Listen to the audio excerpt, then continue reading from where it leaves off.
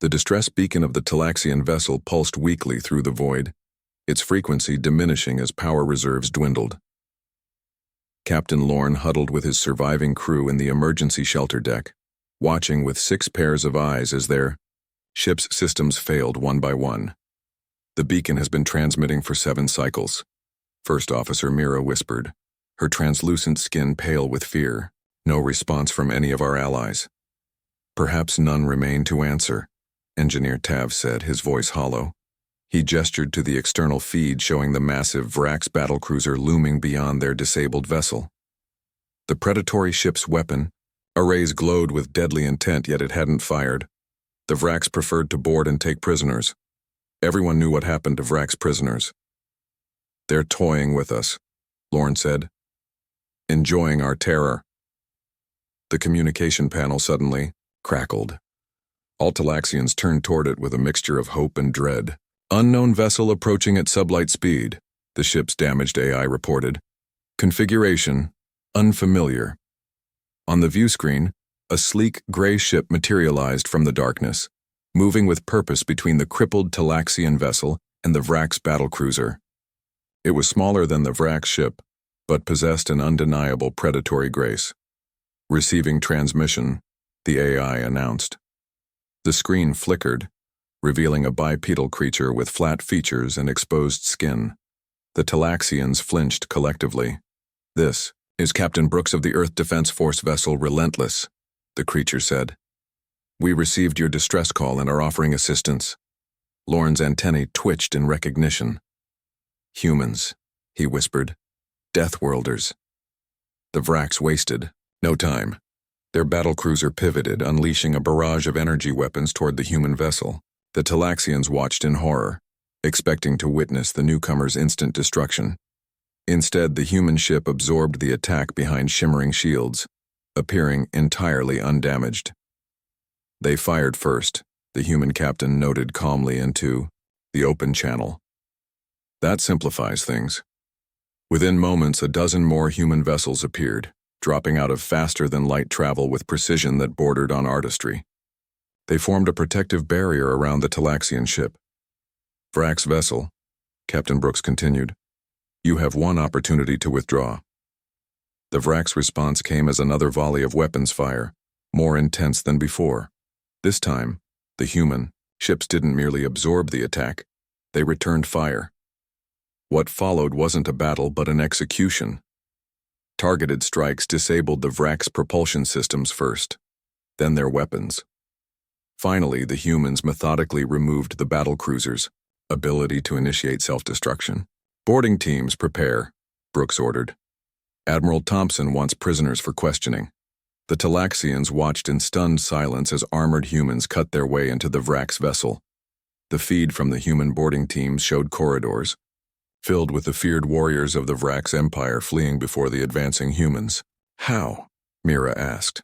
"The Vrax have conquered 16 systems. Their warriors are bred for combat." "Not against Deathworlders," Tav replied, his scientific curiosity briefly overcoming his fear. "Humans evolved on a planet that tried to kill them, constantly. Their technology reflects that reality." An hour later, Captain Brooks stood on the Talaxian bridge. Despite knowing humans were allies, Lorne couldn't help but find the human unsettling. The way he moved with controlled power, the predatory alertness in his eyes. "The Vrax fleet has been systematically attacking civilian vessels throughout this sector," Brooks explained. "Your distress signal helped us locate one of their hunting parties." "You knew they were here?" Lorne asked. "We suspected."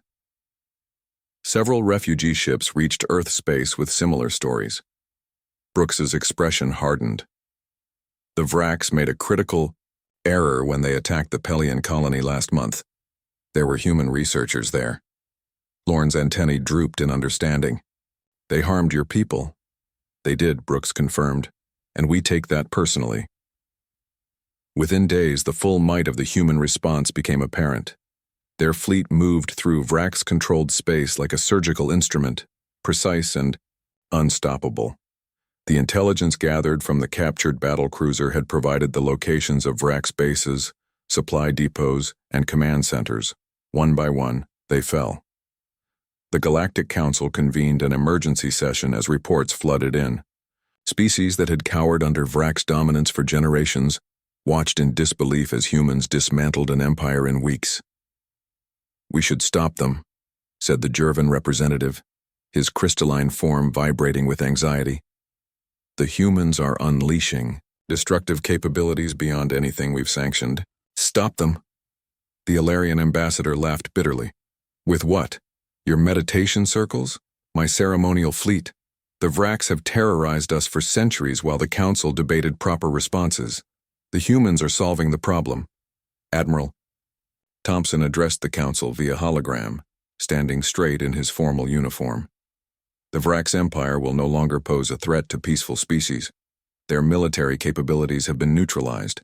Their leadership is in custody. Their subject worlds have been liberated." "And what do you want in return?" the Jervan demanded. "Control of former Vrax territory? Technological concessions?" Thompson looked genuinely confused. "We want nothing except security for interstellar commerce and civilian traffic. Earth has no interest in conquering or ruling other species." "Then why fight the Vrax at all?" the Jervan pressed. "Because they hurt people who couldn't defend themselves," Thompson said simply. "Where we come from, that's reason enough." After the session, Lorne approached Captain Brooks, who was preparing to return to his ship. "My people owe yours a debt we cannot repay," Lorne said. "If you hadn't answered our call—" Brooks shook his head.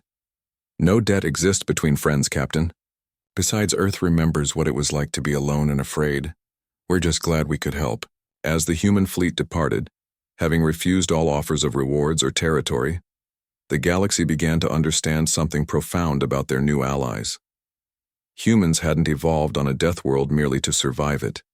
They had conquered it, and, in doing so, they had developed not just the capacity for terrible violence when necessary, but also a fierce protective instinct toward those they considered under their care.